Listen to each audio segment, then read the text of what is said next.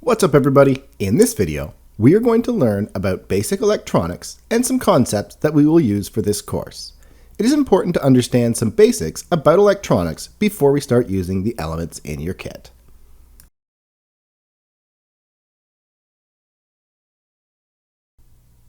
Since we are working with electricity, it is important to understand electrons. They are super fast and seek out the path of least resistance. When you connect your circuit, the electrons move quickly. If there are any errors with the circuit, this can lead to melting or burning, which is not good. Think of the analogy that electrons flow downhill and that they are always in motion.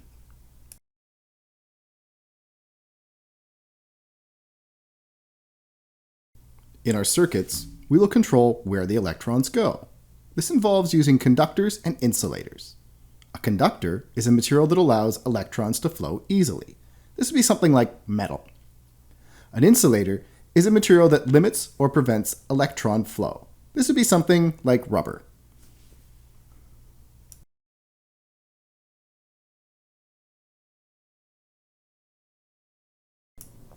So what is a circuit? A circuit is a closed path that allows electricity to flow from one point to another. We can visualize this with a diagram of a light, a battery, and a switch. When the switch is open, there is a break in the circuit, and the electrons do not flow. As soon as you close the switch and complete the circuit, the electrons flow from the negative terminal to the positive terminal.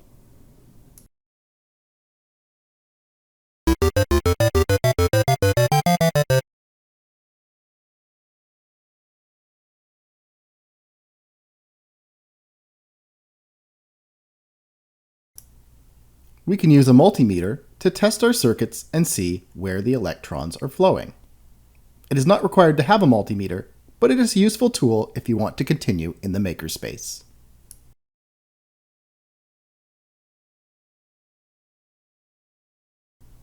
If you took physics in high school, you probably learned about Ohm's law. While we will not be doing any math together, it is good to understand that electrons flowing through circuits do obey basic rules. Ohm's law describes the relationship between voltage, current, and resistance.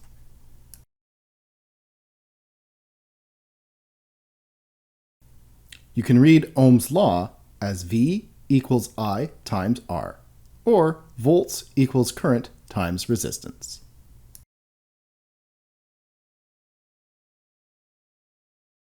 Voltage is the difference in electrical energy between two measured points. If you think of something like a battery, there are different voltages that you can use. Think of voltage as the force of electrons in your circuit. With more force, you have more power.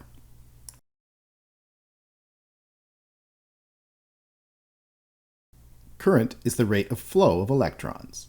Think of current like a flow of a river or a stream. Too little current and you will underpower your components. Too much current can harm your components.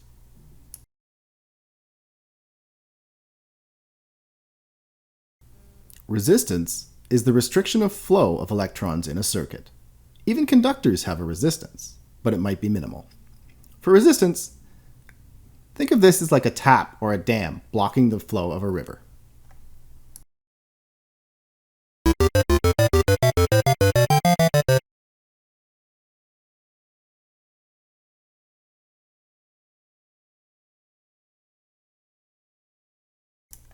Circuits come in two flavors, series and parallel.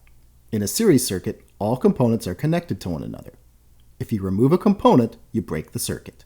In a parallel circuit, all components are connected across each other. Each can act independently of one another. Series and parallel circuits obey Ohm's law. For example, if you connect batteries in series, you will increase the voltage, but the current will stay the same. This would increase the power that the batteries supply to your circuit. If you connect batteries in parallel, the voltage stays the same, but the current increases. This would increase how long the batteries can power your circuit. If we connected 4 AA batteries in series, we would get 5 volts. the same voltage as your Arduino.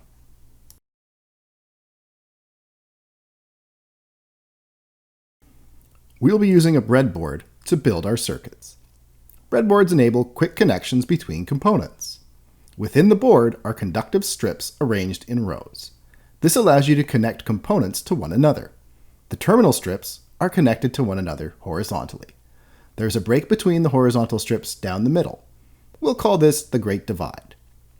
On the sides of your breadboard, the terminals are connected vertically.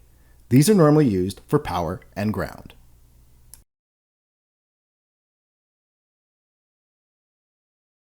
Understanding your power source is the key to electrical circuits. Circuits are essentially a loop of conductors that begin and end at your power source. If you look around your home, anything that requires power has an operating voltage and current.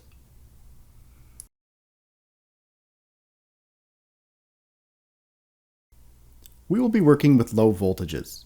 Your Arduino will be the power source for most of your circuits. It can produce either a 5 volt or 3.3 volt. These are not high voltages, and they are safe for us to work with.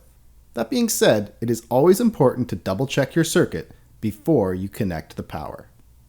To recap, at the end of this video, you should have a better understanding of the basic electronics that we will be using in this course.